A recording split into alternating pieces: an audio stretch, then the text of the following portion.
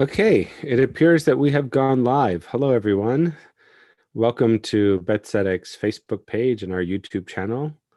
I am Reb Steve, Steve Wernick, one of the rabbis here. And as we've been doing for the last couple of weeks, we are having a chat with one of our founding, I think, shinshinim.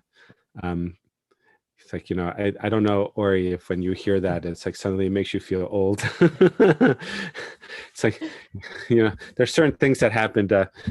Last week, I celebrated the 25th anniversary of my ordination. It's like suddenly, like, where did the time go? But Ori Unterman is with us. She was a shinshinit here at Betzedek a few years ago, but we're delighted to be able to maintain this relationship with her through the years and to watch her grow. And now we want to say Mazal Tov, of course, for your upcoming wedding. That was part of the chit chat that we were having before we started. For those that have been watching for the last couple of weeks, you know that we reached out to Ori to have a conversation with her about what was going on in Israel as it was happening. The war with Hamas lasted 11 days. And so far, it seems that the ceasefire is holding, which is a good thing. And this will probably be our last conversation with Ori, God willing, at least on this topic, for quite a while. This is what we hope. But Ori, here we are now, 3 weeks later. Tell us what you and your peers and Israelis are thinking about. Now as it seems the ceasefire is holding and there's a return to some sense of normalcy, whatever that may be. Yeah, so what is normal, I guess, is like the bigger question. But it does seem like the rockets are done for the moment.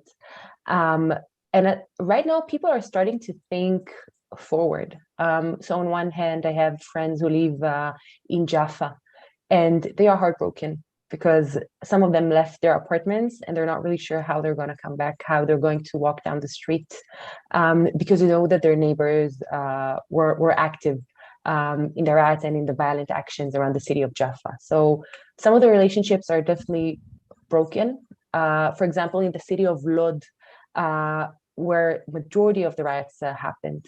I have a friend who lives there. So in terms of the media, it feels like the city is quiet and the police is all over, but my friend says that every night they hear some random shooting, or there's a local, very small bombing happening.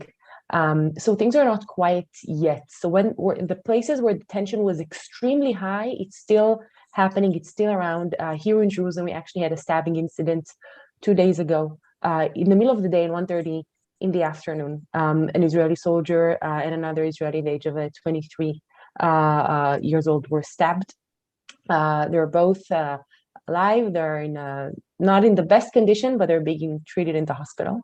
But at the same time, a lot of the places who were working about the concept of coexistence and creating the dialogue, those who weren't working for those 2 weeks are now starting to slowly go back. We also see the streets are slowly getting busier.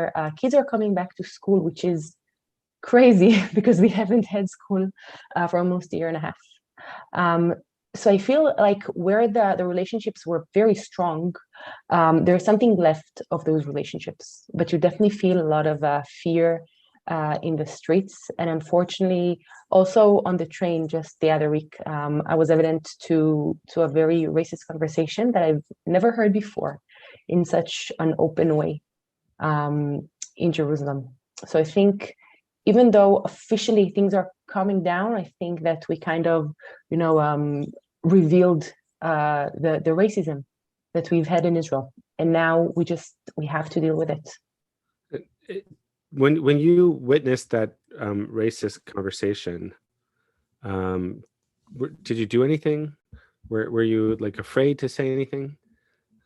So I was riding the light tram, and there was this Arab beggar asking for money, and this Orthodox woman, Jewish Orthodox, started screaming at her, "God hell, you filthy Arab, you shouldn't do this." Da, da, da, da, da, da. And I was shocked because I've never heard anyone speaks like that in such an intimate environment. It's like you and 20 more people in this space. I froze. I had no idea how to react. Some people next to me started replying and said, "No, you shouldn't speak like that." But she screamed back, she said, I'm entitled to my own opinion. Someone have to teach them a lesson. And for me, this sentence, "someone have to teach them a lesson," was like a red mark saying, okay, this is like a bigger situation than I thought it is. But I froze and I didn't really know how to respond.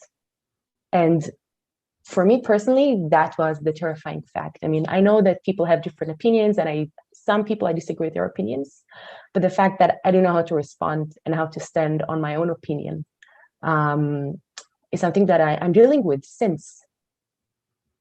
Where does one go in Israel to find resources and support when one encounters that and finds that they don't have the voice or the tools to respond when you see that there? It's a good question. I'm not sure.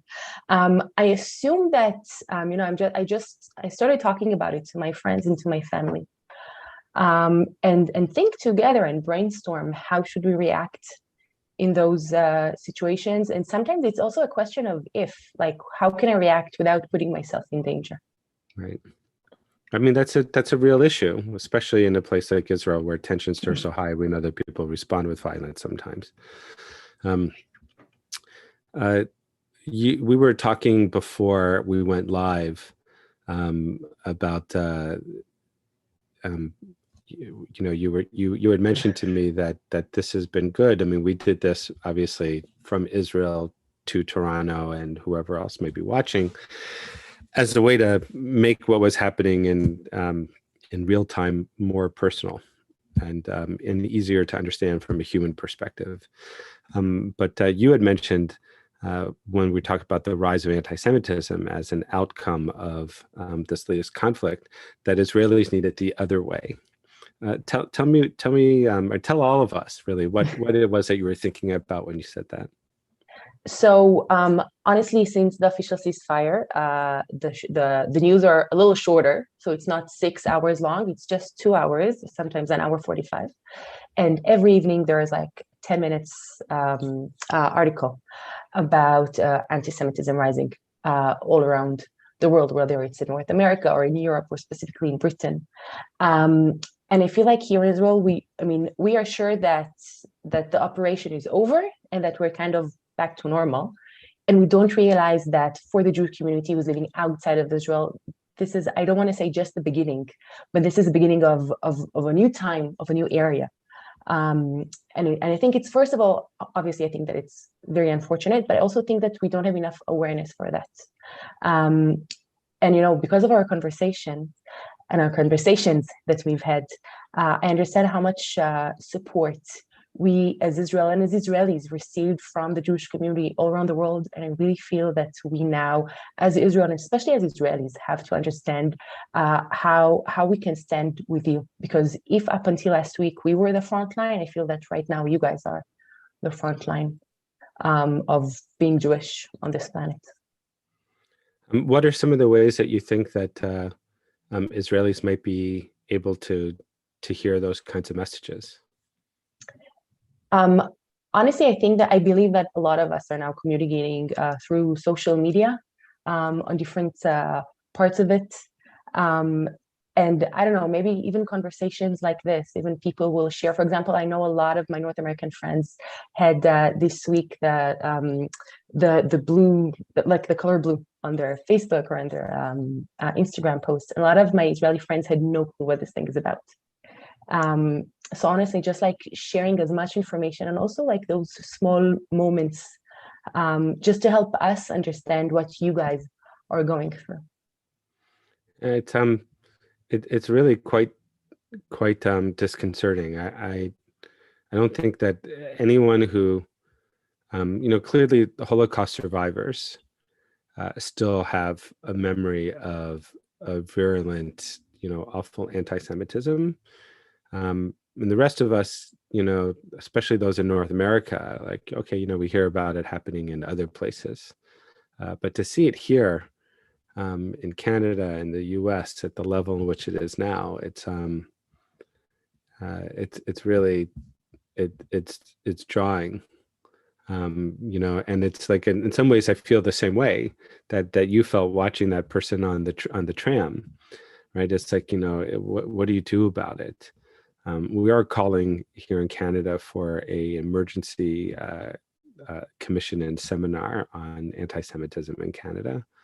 And I hope that those that are watching us in Canada will write to your members of parliament and follow the advice of CIJA in order to help that go along. But it's we've never seen it like this. Linda is informing that we're going to add the CIJA material and link to our comment section on this, so that if you want to use their mechanism for sending a note to your member of parliament, you can do that. Ori, any last thoughts that you want to leave us with, as hopefully we can move away from this current crisis and think about how we build for the future? Definitely. Actually, I want to share with you a place that I visited exactly almost about 20 hours ago.